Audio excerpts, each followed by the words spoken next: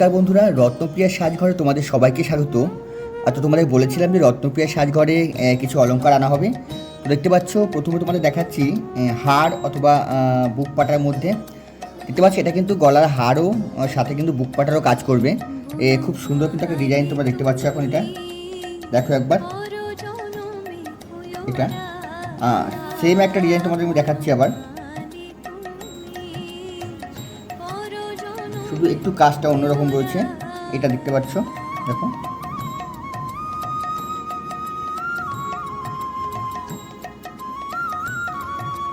এখানে গলার কাছে দেখতে পাচ্ছ, এখানে প্রায় 3 ইঞ্চির মতো রয়েছে, 3 ইঞ্চি। আর হাইটে হবে 5 ইঞ্চির মতো, দেখছো।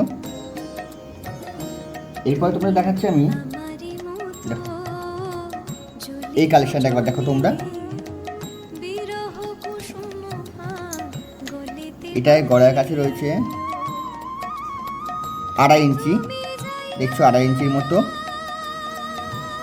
লম্বায় পেয়ে যাবে এটা তুমি 4 ইঞ্চি। এটা রয়েছে একটা, আরও একটা ডিজাইন তোমাদেরকে দেখাচ্ছি এরকম বুক পাটার মধ্যে। এটা দেখো,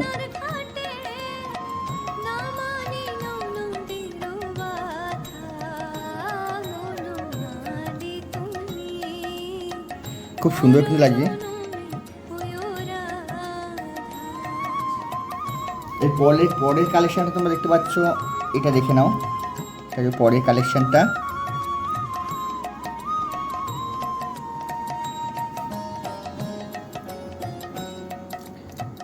এটা তোমার গলার কাছে পেয়ে যাবে 1.5 ইঞ্চি একটু বেশি, 2 ইঞ্চির কাছাকাছি। আর এটা হাইট হবে ওটা থেকে 4 ইঞ্চির মতো, দেখলে এটা।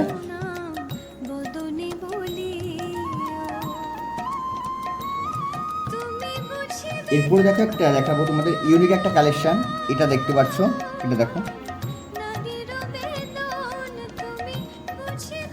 খুব সুন্দর কিন্তু, খুব সুন্দর কারুকার্য করা রয়েছে দুপাটাটায়।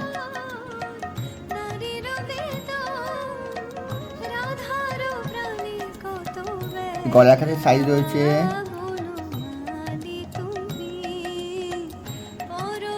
2 ইঞ্চির থেকে একটু কম। এটা একটা পেয়ে যাবে রাধারানী, মা লক্ষ্মী, মা সরস্বতীকে পড়ানোর জন্য খুব সুন্দর কিন্তু এটা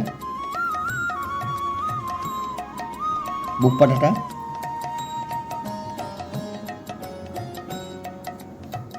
ছোট্ট একটা রয়েছে, এই যে আরো একটা বুক পাটা।